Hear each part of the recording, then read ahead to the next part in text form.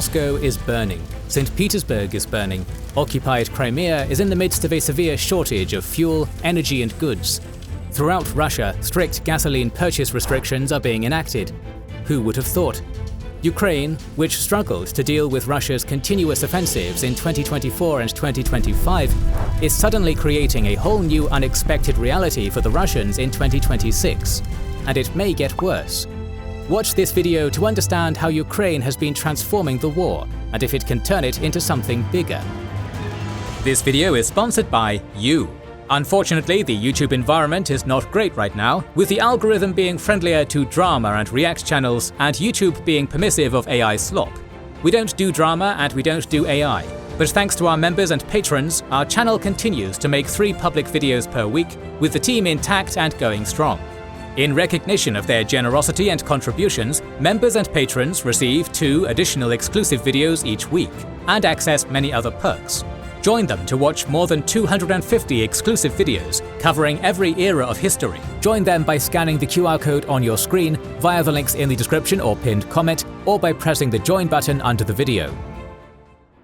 Russia's progress on the ground has been much less steady in 2026. According to a Finnish war monitoring organization, Blackbird Group, Russia captured just 164 square kilometers between February and May in 2026, down from 1,151 square kilometers in the same period in 2025. The disabling of Starlink and the newly recaptured advantage in drones has enabled Ukraine to stabilize the situation on the battlefield, prevent the Russian army from making quick advances, and conduct their own successful localized counterattacks. This trend continued in June as well.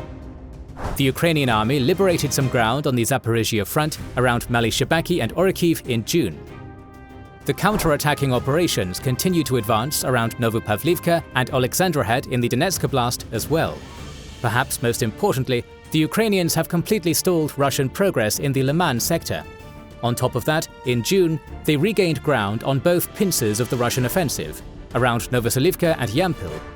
It is very important for Ukraine to prevent Russia's success here, because if the Russians advance here, they will approach Sloviansk, the northernmost tip of the Donbas Fortress Belt. Just to remind you that Russia has publicly designated the rest of Donbass as its main military target at this point, and capturing the Fortress Belt is crucial for Russia's aspirations. And although they have struggled to approach Sloviansk from the northeast, they continued to make progress towards this city from the southeast around Rai-Oleksandrivka and the MO3 highway. An even worse situation for Ukraine is developing in the southern tip of the Fortress Belt, Kostiantynivka. The Russian army has been grinding its way forward south of Kostiantynivka and around the H20 and TO504 highways for months, before managing to infiltrate Kostiantynivka from the flanks in May. In June, the Bakhmut and Dzержinsk tactical groups made further advances in and around the city. The Bakhmut tactical group advanced through Novodmitrivka into northeastern Kostiantynivka. The Dzержinsk tactical group has done the same from the east. As of late June, there is a clear risk of losing the first major city in the Donbas Fortress Belt, thereby opening the way to Druzhkivka. The Russians also restarted the Battle of Kupiansk. You may remember that after a heavy infiltration of this town, the Russian army declared victory and the capture of Kupiansk. However, the Ukrainians later regained control of Kupiansk after methodically eliminating all Russian pockets of resistance. In June, the Russians managed to infiltrate Kupiansk once again. But while the Battle of Kostiantynivka is important in terms of the general fight for Donbass, it won't be wrong to argue that right now, the mid- and long-range strike battle is more consequential. Kyiv has been expanding its mid- and long-range strike capacity, creating a threatening situation for Russia. Lately, Ukrainian mid-range drones have been outranging and outnumbering Russia's. Their primary goal is to damage Russia's ability to wage war in Ukraine. By targeting Russia's supply depots and logistical routes, concentration of forces, command and control centers, and units at staging grounds, Ukraine's drone forces have considerably weakened Russia's offensive potential. They hurt Russia's logistics and stop assaults before they even start. French OSINT analyst Clément Molin has verified footage confirming Ukrainian drone strikes against at least 500 Russian trucks and vehicles in occupied Ukraine between May 1st and June 18th. A bulk of these mid-range strikes have been on the M14 highway connecting Russia to Crimea via Mariupol and Melitopol. In June, they attacked the bridges connecting Crimea to occupied Ukraine on numerous occasions, severely damaging or destroying them. Similar strikes were also carried out against highways and bridges within Crimea. In total, at least 21 such strikes were made between June 7th and 24th. The railway connecting Russia to Crimea no longer runs all the way to the peninsula, stopping at Kerch. This exacerbates the supply problem. On top of that, Ukraine regularly targets valuable military assets in Crimea, including Russia's air defense systems, the destruction of which gives a larger freedom of action to Ukrainian drones. And the results have been devastating for Russia. The peninsula is currently experiencing a severe shortage not only of gasoline, but also of basic goods. At first, the occupation administration in Crimea imposed restrictions on gasoline purchases. But on June 21st, it announced that no gasoline would be sold to any non-state entities from that point on. Imagine this, no gasoline at all. You cannot drive your car, businesses cannot transport their goods, you get empty shelves in supermarkets, life as we know it basically stops, or at least becomes much slower. This just shows the scale of the shortage. Clearly, the government is currently prioritizing the fuel needs of the Russian military. But Ukraine will surely continue striking supply vehicles traveling to Crimea. They are also attacking supply ships on the shores of the peninsula. Ukraine is completely dead set on denying any supplies to Crimea. What happens when the gasoline shortage hits the military in Crimea? If Russia does not find a way to mitigate the impact of Ukrainian strikes and bring steady supplies to Crimea, the Russian army in Crimea will eventually lose its ability to fight. An army cannot fight without supplies. There are reports that Russia has already withdrawn its units from the Kinburn Spit due to severe supply shortages. Goods and gasoline shortages for civilians in Crimea, along with a ban on public events, a near death of economic life and lack of safety, will probably eventually lead to an exodus from the peninsula, which may already be starting. The potential sight of thousands of people leaving Crimea would be a major blow to Putin's credibility in Russia. Ukraine's mid-range strikes create supply shortages not only in Crimea, but also in the occupied Kherson Oblast. So far, we have not heard much about the situation developing there, but it seems like a matter of time before we start hearing more. However, can Ukraine leverage this situation into something bigger? Can they go on a major counteroffensive? Back in 2023, the Ukrainian army tried to do exactly that on the Zaporizhia front, along with an attempt to gain a bridgehead on the left bank of the Dnipro. Both of these attempts had an undeniable final goal, Crimea. However, in both cases, they failed. Who can surely say that this time it will go any differently? Especially on a battlefield saturated with drones, which is a major yet unresolved obstacle to fast mechanized assaults. Perhaps supply difficulties will at some point create fertile ground for a major counteroffensive, just as they did on the right bank of Kherson in 2022, but right now nothing indicates preparations for such a tall task. Remember, crossing the river Dnipro and securing a defensible bridgehead would be incredibly difficult, even against undersupplied Russian units. No major supply issues have been reported for Russian troops fighting on the Zaporizhia front, and the Ukrainian army would have to go through them before even reaching the undersupplied Crimea. Thus, even though the Russian army in the south will likely see its supply situation deteriorate, a major counteroffensive by Ukraine under the current configuration of warfare in Ukraine remains unlikely. But make no mistake, even if the situation in Crimea does not deteriorate any further for Russia, it is already a major crisis for the Kremlin. And it is clear that Ukraine will only increase the pressure, seeing it as a way to force Russia into negotiations. Zelensky has made this clear. Our operation, including the one concerning Crimea, is carefully calculated, and the way the operation is unfolding fully proves if Ukraine receives exactly what we discussed with our partners within the G7, and this depends on the partners' decision, we will promptly create the conditions that will force Russia to choose peace. We very much count on a positive response from our partners. They know exactly what is meant. But it is not just the mid-range strikes that are transforming the situation. Ukraine's long-range strikes are becoming a very potent weapon against Russia's war machine. Not in his wildest dreams would Putin have imagined seeing Moscow and St. Petersburg up in flames when he started the war in Ukraine. Nor anyone else. Yet here we are. On June 3rd and 6th, Ukrainian drones hit the Kronstadt naval base, St. Petersburg oil terminal, and other oil industry and military-related facilities in St. Petersburg. The latter strike took place during the St. Petersburg International Economic Forum, which Putin attended. Even more shocking was the attack on Moscow. On June 16th and 18th, Ukrainian drones damaged the Moscow oil refinery, causing fire, thick black smoke over Moscow for several days, and eventually oil rain. Reports from Russia state that this refinery, which covered 70% of the needs of Moscow City and Moscow Oblast, will be out of service at least until 2027. Again, it has always been instrumental for Putin to make sure that the people of the new and old capitals are protected from the consequences of the war. He cannot do that anymore. Ukraine's long-range strike capacity is only going to improve, and they can strike Moscow, St. Petersburg, and other major Russian cities anytime they want. Even those which are far away from Ukraine, deep inside Siberia, like Lyman, more than 2,000 kilometers away, the oil refinery of which was struck by Ukrainian Firepoint drones on June 21st. Ukraine continues the trend of striking Russia's oil infrastructure. According to the Institute for the Study of War, Ukraine carried out at least 18 long-range strikes against Russia's oil infrastructure in April, 33 in May, and 28 as of late June. As a result, gasoline shortages are hitting various cities and regions. The authorities and gasoline providers have thus adopted limits to gasoline sales, reportedly even in Moscow and St. Petersburg.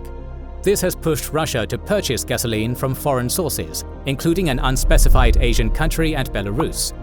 Clearly, Ukraine's long-range strikes against Russia's oil refineries are very effective and will continue expanding in depth and frequency. The general vibes in Russia are not good at all right now. Ordinary Russians are finally feeling the consequences of the war. Russia's economy is struggling. More and more people are questioning the conduct of the war and calling on Putin to step up and solve the problems, or at least show how exactly Russia is planning to win this war. On June 11th, a Russian MP, Vyacheslav Makayev, bemoaned Russia's inability to stop Ukrainian strikes and called on the Kremlin to explain what its plan is. In other news, a Russian journalist reported that more than 60% of respondents of Russia's ruling party's closed focus group surveys in preparation for the September parliamentary elections expressed their war fatigue. A source from Yedinaya Rossiya told this journalist that voters in focus groups tell us openly we need a resolution. We're waiting for a decision so that the war ends one way or another. If you can hit them stronger, hit them. If you can do something else, do it. Russians understand that right now, the war is not moving anywhere for Russia, and more people want to see a real plan from Putin. And if not, just end the war. Another indicator of the growing war fatigue in Russia is army recruitment numbers. According to Yanis Kluger, Russia's budget data shows that 71,216 men were recruited into the army in the first quarter of 2026, down from 89,601 over the same period of 2025. Of course, Russia is not sitting idly either, as in the absence of tangible battlefield gains and troubles at home, long-range strikes remain its strongest weapon. In June, they conducted several devastating combined drone and missile attacks. For instance, on June 2nd, Russia launched 73 missiles and 656 drones against Kyiv, Dnipro, Odessa, Kharkiv, and other Ukrainian cities, killing 22 civilians. A similar attack was carried out on June 15th, the highlight of which was Russia heavily damaging Kyiv-Pechersk-Lavra Monastery, one of the symbols of Ukraine. Russia, too, keeps expanding its long-range strike capacity. They are increasing the production rate of their drones and missiles, along with modernizing them on the fly to respond to challenges they face while striking Ukraine. According to Ukrainian sources, Russia is currently producing 40 to 50 Kh-101 cruise missiles, 60 to 70 Iskander-M ballistic missiles, and around 10 Iskander-K cruise missiles every month, and thousands upon thousands of different kinds of drones. Russia remains highly capable of damaging Ukraine via long-range strikes, more so in the winter, when they heavily target Ukraine's already degraded energy infrastructure. Ukraine remains vulnerable when Russia conducts mass strikes. They are using diplomacy and working on getting more air defense weapons to mitigate this situation. On June 19th, Zelensky openly threatened the Belarusian president Lukashenko, demanding that he remove relay equipment that helps Russia navigate its long-range strikes. Finding himself between the proverbial rock and a hard place, Lukashenko chose to submit to Ukraine's ultimatum instead of appeasing Putin. To say the least, it is a very curious development. One would expect a staunchly pro-Russian leader like Lukashenko to choose Russia's side, as he has been doing throughout this war. But clearly he wants to avoid becoming another target of Ukrainian drones. While Ukraine has become way more self-reliant in terms of military supplies, they are still dependent on Western air defense systems, particularly very expensive PAC-3 interceptors of Patriot air defense systems to shoot down Russia's ballistic missiles. Now they are apparently already testing domestically produced air defense missiles to counter ballistic missiles, as reported by the Financial Times. That would be another major step forward for Ukraine's defense industry. For now though, Kyiv has to work to secure more air defense weapons from Western allies. In June, Germany pledged $200 million to buy PAC-3 interceptors for Ukraine, while Britain promised 350 air defense missiles by the end of 2026. At the same time, in June, the Netherlands allocated €500 million for the purchase of US weapons and for Ukraine's mid- and long-range drone production. Germany and Sweden have also announced additional support for Ukraine through the Pearl program. On top of that, Belgium pledged to send 7 F-16 fighter jets in 2026, while Britain promised to deliver 150,000 drones by the end of this year. What about diplomacy? Well, ever since the United States bogged itself down in Iran, they have not been involved in any negotiations regarding the war in Ukraine. Instead, on June 4th, Zelensky made a public call to Putin to meet and end this war. Ukraine's president warned Putin that he would not be able to capture Donbas in 2026, while adding that Russia's resources to continue the war will continue diminishing. Predictably, Putin rejected this offer. He complained of a harsh tone by Zelensky, insisting that Russia will capture the rest of Donbas and will achieve denazification of Ukraine.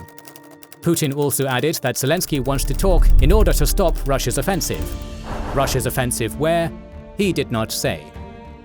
So we suddenly find ourselves in a situation wherein Ukraine is unexpectedly transforming the war. Moscow, St. Petersburg, and other major Russian cities are burning. Ukraine is isolating Crimea. And the lack of tangible gains on the ground in Ukraine, on top of all these other problems, has started to shift the mood in Russia. If the Kremlin does not find a way to protect its cities, oil infrastructure, and logistics, and if the Russian army continues the trend of making minor territorial gains in exchange for heavy losses, the mood is only going to get worse. We are entering a very interesting period in the war in Ukraine, potentially decisive. Let's conclude this video by looking at the visually confirmed equipment losses suffered by both sides as of June 25th, reported by the Oryx blog. Bear in mind that the drone domination of the battlefield means that both sides have been reluctant to use conventional military equipment and vehicles like tanks and armored vehicles in offensive operations. This explains a significant decrease in equipment losses, as both sides continue to increase their reliance on infantry and drones. Russia has lost at least 4,404 tanks, 10,815 vehicles, 320 command posts and communication stations, 2,370 artillery systems and vehicles, 186 aircraft, and 177 helicopters.